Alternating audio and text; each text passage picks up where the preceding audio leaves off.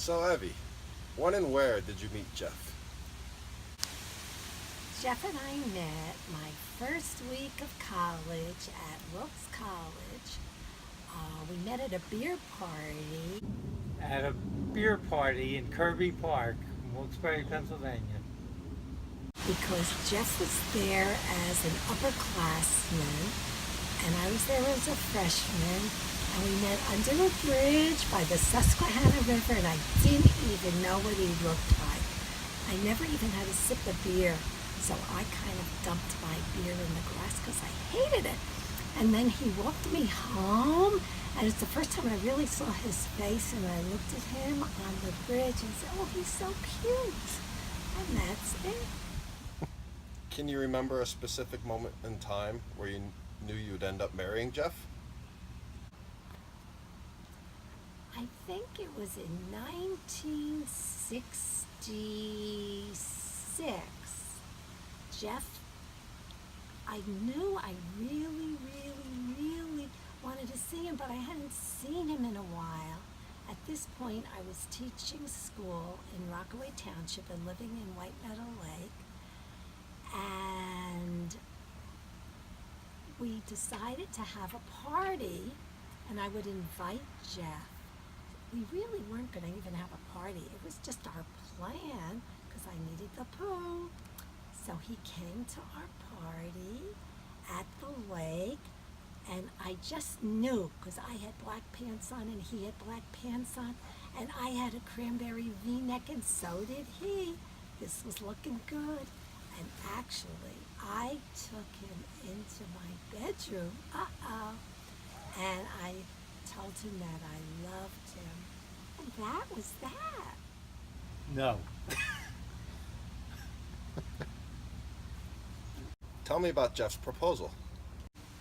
Mark, actually, remember I told him I was loving him in my bedroom? I think I proposed to him. I think I said, I want to marry you. And that was it, but he did surprise me with my engagement ring. It was, I think, for Hanukkah in 2000. No. In 1966, it was for Hanukkah, so it was in December. It was in the house in Rockaway when I asked her to propose, when I proposed to her. And I was so shocked, but so happy. Your wedding was at the Richfield Regency 50 years ago. Can you tell me the name of your wedding song and why it was chosen for you two? Oh, I think you're going to see a trend here. I think I basically chose the song. Actually, we went to other weddings, and everybody chose a song called Mondo something that year. It was the big song. But I had seen this movie with Grace Kelly, and the song was True Love. And it was just so sweet. I give to you and you give to me true love, and on it will always be. True love, for you and I have a guardian angel on high with nothing to do, but to give to me and to give to you. Love forever true, and I'm a mush.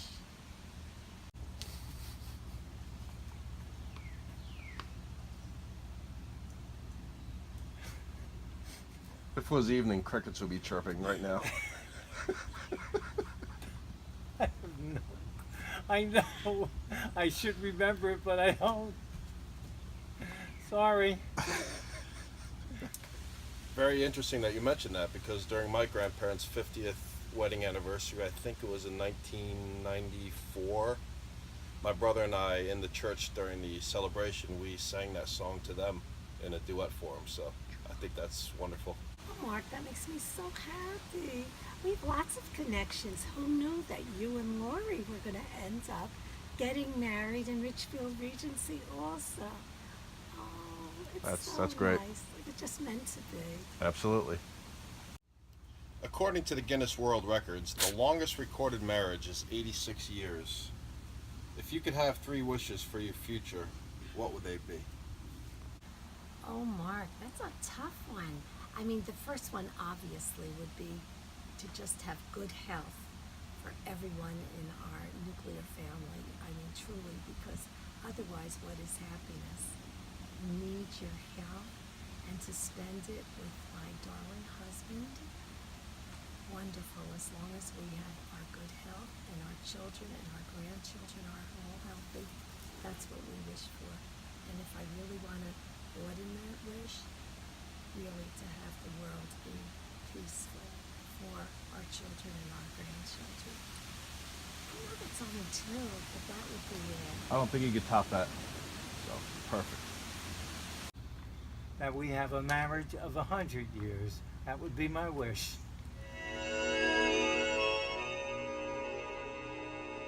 Suntan, wind-blown, honeymooners at last alone, feeling far above par. Oh, how lucky we are.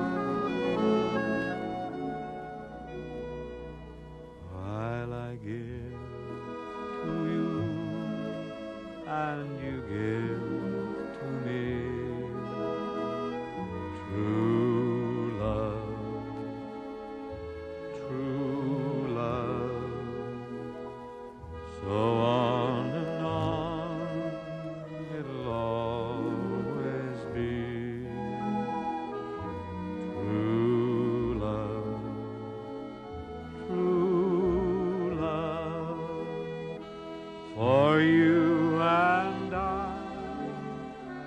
have a guardian angel on high, with nothing to do but to give to you and to give to me love forever true. For you and I have a guardian angel on high, with nothing to do but to give to you and to give to me love forever true, love forever true.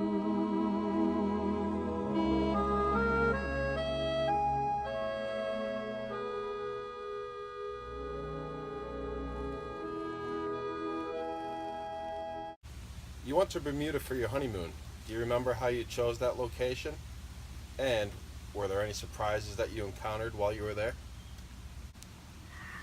Yes, we went to Bermuda. I think it was really more in the 60s. It was like just the place to go when you got married. And we went to Elbow Beach. And actually, Daddy made all the arrangements, not I. Let's see, we got there was no problem. The night before, we stayed at a hotel in lovely downtown Newark. And when Daddy opened his suitcase, Uncle Howie had put all these rice pellets in it.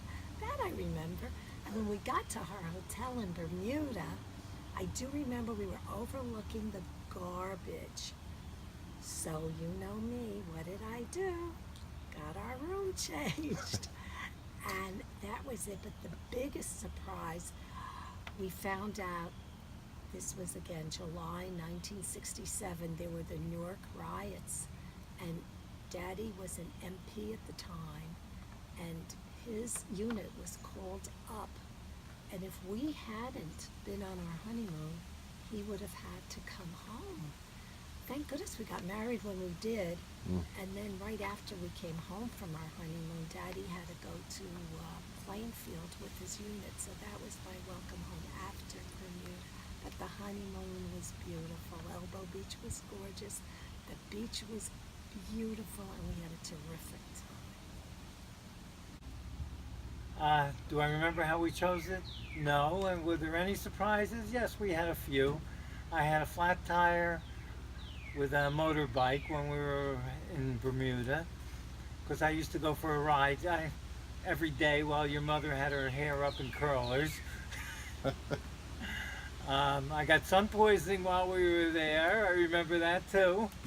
And that was all the surprises I can tell you. Besides that, I think we had a good time. I know we had a good time. How did he balance the needs of being a mom and a wife? Well, when my 3 little girls came along, Daddy was working a lot. He was working 6.5 days a week. So basically, I was a mom most of the time, and I seldom saw Daddy, except we did make plans every Saturday night. We would have date night. And no matter what time he came home, believe it or not, when you think of me now, I used to eat dinner at 8, 8:30, 9 at night, because that's when Daddy came home from work. Anyhow, I hope I was a wonderful mom, because you know how I love my girls. And now my son-in-laws, and my Rachel and Jacob, my bonus babies. And now we're back alone, but I always felt in the end, you're with your husband. Your goal is to make your children independent, and hopefully we succeeded in that. What is the best advice you can give to husbands and fathers? Pretend you're listening to your wife and always agree. Other than the days that Lori, Marcy, and Stacy were born, what has been the most joyous day or occasion you've experienced as a married couple? Well, after editing some of my potential answers, I really think everyone in this room will agree with me. When we go on our cruises, it's our happy place. It's just the 2 of us. We are not interrupted by the phone. I'm usually guilty of that. Or by Daddy's business. We just focus on the 2 of us, and we are just in heaven. To me, every cruise we go on is paradise. With my poo. There have been many joyous days, but I guess the day we got married was the happiest for me. Which of your bad habits around the house most annoyed Jeff? Of course, that's assuming I have bad habits. What? Anyhow, honestly, I think what most annoys Daddy is something that's happening right now. The air conditioning. I like it cold. He's always cold. I'm turning it down. He's complaining he's freezing. I'm saying it's hot. That's probably it. My thermostats are just different. Yeah. I guess my worst bad habit around the house, according to Evie, is leaving things on the floor and not picking it up, such as crumbs, food that I've eaten all over the place, which I don't see. That's the only reason it's not picked up. 50 years is a long time. What was the most memorable vacation that you have taken together, and why? Well, Mark, you know, we've touched on this in some earlier questions, but actually all our vacations are memorable because it's so nice spending time together, because I sometimes feel we've had so little time over the years with Daddy working or myself working or the kids getting there, and it's just different now. So each vacation is memorable for a different reason, but I cannot forget going to North Conway, New Hampshire. First thing, our Lori left all her shorts at home, and we could not find any up there. I think she wore Marcy's, if I remember. And on that same vacation, we went whitewater rafting down the river.